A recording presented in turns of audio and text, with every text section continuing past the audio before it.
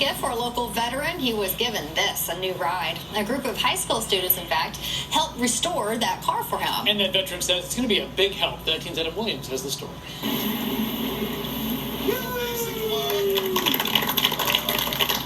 A Boston pharmaceutical company giving a veteran a new ride. This is amazing.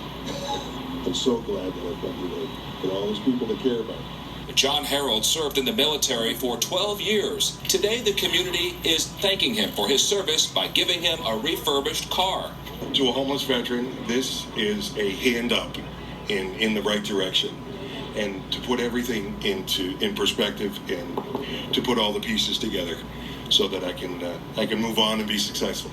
Vertex Pharmaceuticals partnered with Second Chance Cars to give Harold the new car. We should consider what our veterans have done for us and our first responders do. And when you have the opportunity, I think you should take it to thank them every day. When you're able to help a veteran fulfill their economic potential, their quality of life after all they've done, I think it's something that is just it's well-deserved, and it's a right. It shouldn't be an option. The car was repurposed by automotive students at Minuteman High School. I take an immense amount of pride in it. It's a really cool sense of community and charity, just in the sense of being able to give away and doing, work for somebody who needs it. Harold says the car will be a huge help. This is a win-win not only for me, but for somebody who doesn't have a car. Harold says he will also use that car to help other veterans get to and from work.